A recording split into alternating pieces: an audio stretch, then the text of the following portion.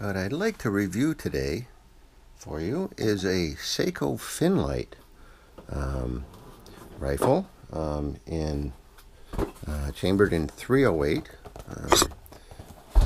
We ordered this off the internet, found it on a website for sale, $1,894. We got this used for $1,300, so that's not too bad, you know. Nice rifle. Took it out to the range the other day and worked up a load for it, and we'll go through that shortly. But just to begin with, I just wanted to kind of have a look at the rifle. It's a real nice little rifle. It's got the Monte Carlo stock. It's some kind of a molded stock with rubber inlays for the pistol grip area and the forend. Very light barrel, fluted. Jesus, the rifle can't weigh more than, I don't know, 6.5 pounds or so. One thing that I love about Sakos in general is their scope rings. The scope rings tap onto a dovetail shaped, well, it's dovetailed in two directions. There's a dovetail here, but it also is tapered from front to back, so it's wider at the front, narrow at the back. So when the gun recoils and the gun wants to go back, the scope wants to remain static, it really tightens it up on the dovetails because they're tapered, which is a fantastic idea. One of the things that I don't really care much for with the Sako is the way that the lower part of the ring is screwed to the base. What I have done is I get them laser welded. You can take it to somebody who knows how to laser weld, and have them welded all the way around with a nice fine bead of weld. Now, before you do that, make sure that you know that the scope you're going to put on is going to fit. You don't want to marry the rings to the base if you're not certain what scope you're going to be running. But in this case, we knew what the height was going to be.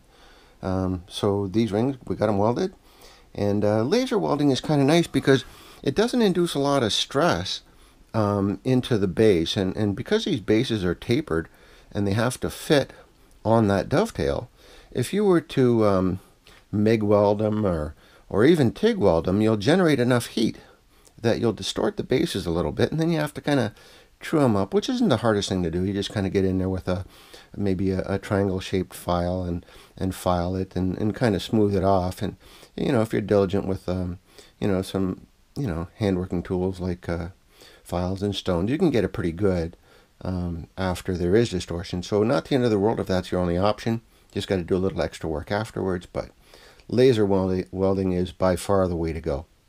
The second thing is the way these scope bases go on to these, they go on. The front one, you just basically tap it forward until it goes tight on the tapered dovetail, and then tighten the set screw. The rear is a little different. They have a little pin in the back, and you push it forward until the pin engages a small channel back here, a little channel that kind of and that basically limits how far forward the base will go. And to be honest with you, I think it's only for cosmetic purposes that they do it, so that the ring doesn't go too far forward of this face right here.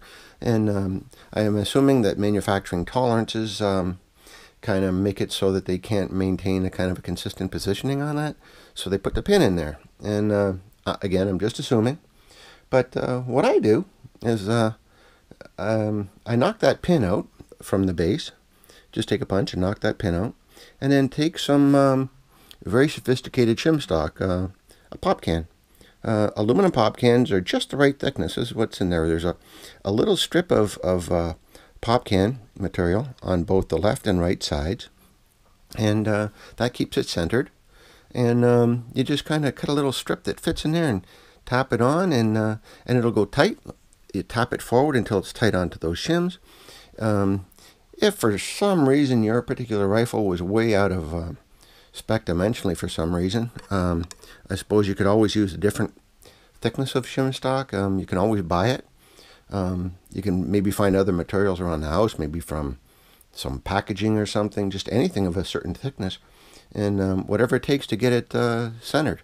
And once you've got it tapped on firmly forward onto that dovetail, and it's centered the way you like it, then tighten the set screw and lock it in place. And the other thing I like about these is the Sako rings have what's called the OptiLock system. And what I like about OptiLock is basically you don't need one of these. What this is it's a lapping rod. We call it Thompson shaft, and traditional scope rings are just parallel, and you basically have to put some lapping compound on this and slide it back and forth across your rings until they kind of polish up and are now parallel. So what I like about the Sako rings is that there's a little spherical band in here, and it's like a little gimbal kind of deal. It's self-centering, so it's like kind of like a wedding band. It's basically otherwise round with a hole through it. So basically, if the front and rear rings aren't pointing towards each other, this little bushing in there, this little what they call the OptiLock system, will self-center. And also, what's nice about that is that it's a plastic material, so it doesn't mar your scope. So come on, that's how can you not like that? I don't know why these aren't more popular. Another option, somebody similar, is Burris. Makes some rings that have that. I think they call them Signature Series, and quite a nice concept. And those would fit on, I guess, more traditional Weaver rails and Picatinny rails, stuff like that.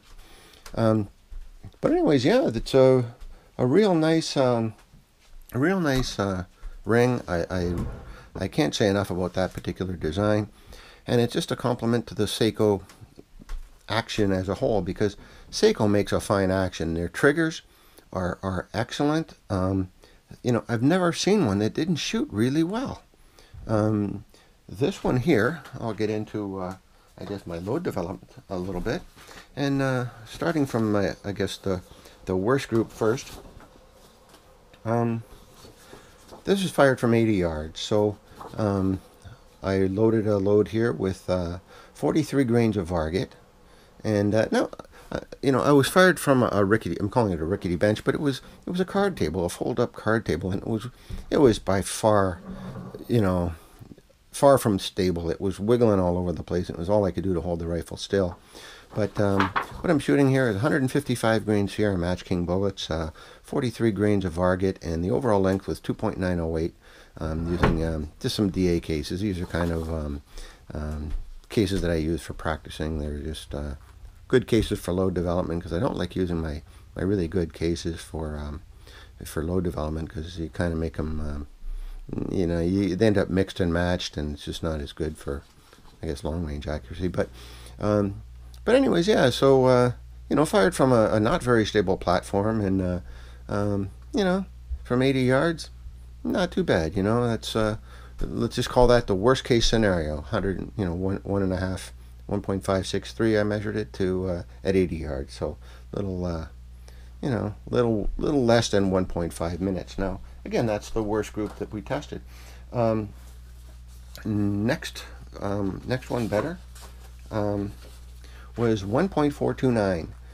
This was same bullet, 155 grains Sierra Match King with 41 grains of Varget. Overall length, the same thing, 2.908. This shot over here, that was my very first zeroing shot, so that one doesn't count. The scope was nowhere near zero, and I just put the scope on the gun for the first time, and so disregard that. That is not a flyer. And anyhow, yeah, 1.429 with 41 grains of Varget. Next up was, I tried a 125 grain Sierra Spitzer with 46 grains of Varget. Overall length with 2.720. It's a shorter bullet, but federal cases, and the group measured 1.320 at 80 yards, again fired from that same rickety bench. So not too bad, and mostly lateral, which maybe that group could shoot a little better if the bench was a little more stable. I was aiming at this point, and they were hitting here. And you'll notice that the groups I'm showing you, they're not really hitting at the point of aim. Every one of them I aimed here, but I don't like to move the scope once I start developing the loads, because I want to keep track of where the groups are moving relative to my point of aim. That tells me a lot about the barrel harmonics and at what point it is in its oscillation cycle. So, I like to keep that as a reference without making any big changes. Now, this was the best group of the day. 155 grains Sierra Match King pullets again, 42 grains of Argot, and 2.908 overall length. So they do fit in the magazine. And 0.8 inches at 80 yards. So clean inch at if you transpose that out to 100 yards, it's a minute of angle, or an inch at 100 yards. So pretty good. So little skinny barrel like this, and the thing still shoots, pretty darn good. Certainly nothing to be disappointed with there. One of the things I like about these Sakos, I mentioned it earlier, is the trigger. The trigger on these Sakos, there's like no creep, zero creep whatsoever. It's just nothing. And it might be a little over travel, but boy, it's just a clean trigger, and they are adjustable. There's a number of adjustments once you take the rifle apart, separate it from the stock. But it's just a really nice feeling trigger. I can't say enough about it. There is something they're doing a little differently on this particular rifle. Is when you go to release the when you go to take the magazine out, it doesn't want to come. There's a little you have to depress the magazine in order to release it, and then it pops out. And I'm not sure I like that, but the idea being, I'm assuming that it won't come out by accident.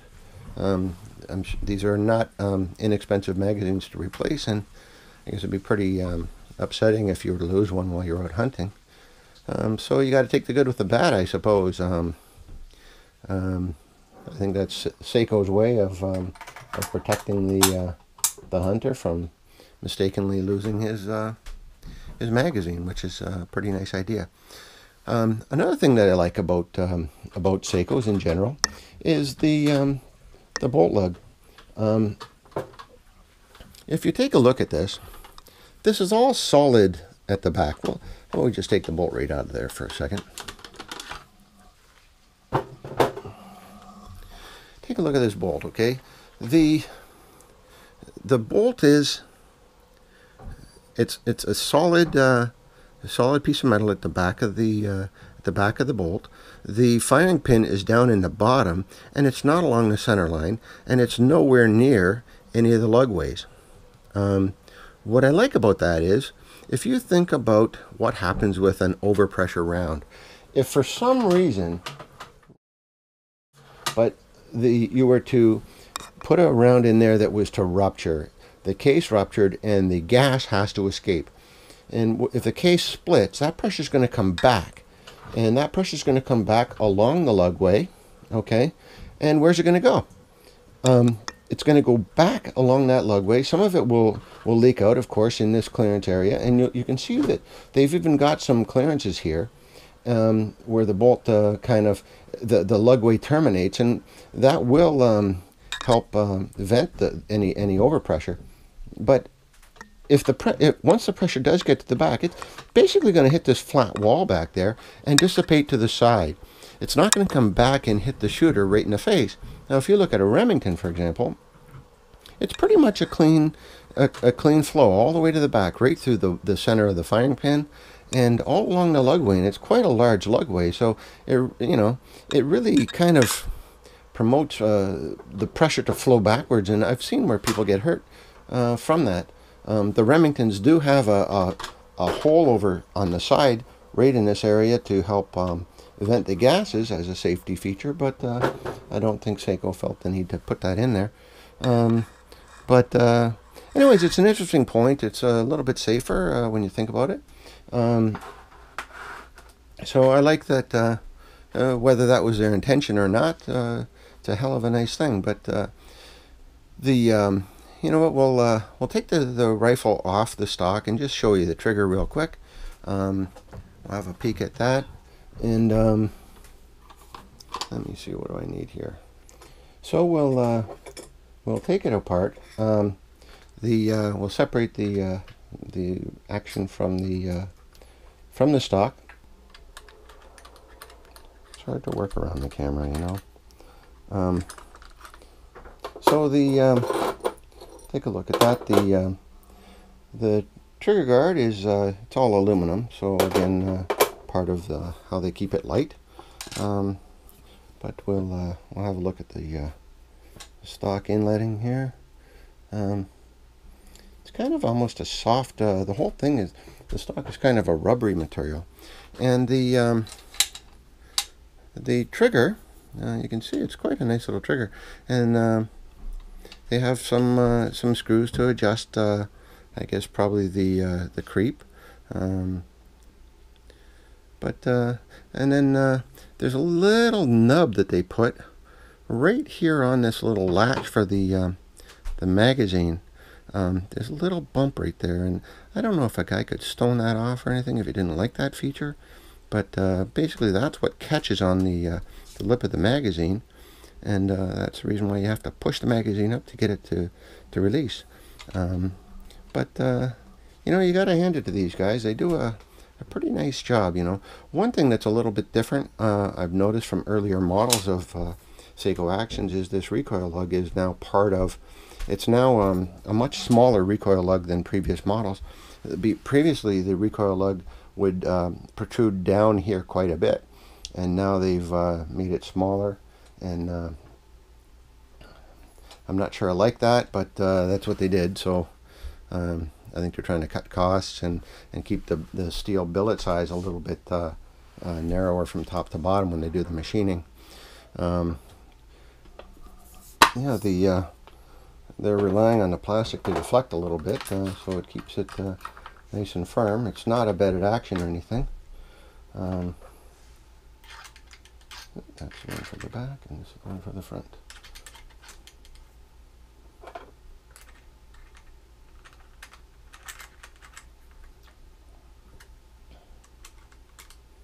So there we have it back together, and put the action back in there, and 20 size 20 Torx for the action screws, and close her out right there with 0.8 inches at 80 yards. So, you know, pretty accurate rifle for the lightweight that it is. A lot of people with heavier barrels would be happy to have that. So, so there it is. Real nice rifle.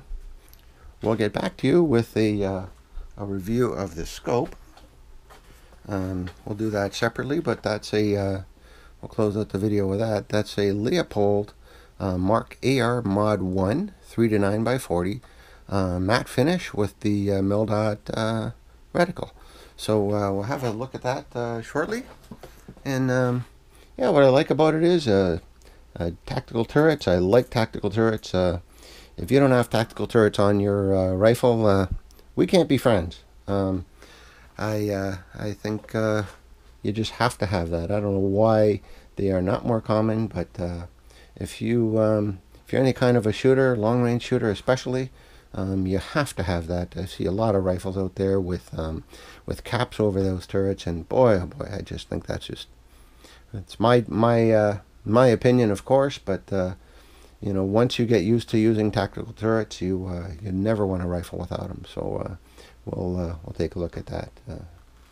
Anyhow, Sako Finnlight 308, 0.8 inch groups at 80 yards. Make that an inch at 100. So there it is. Nice rifle. See you next time.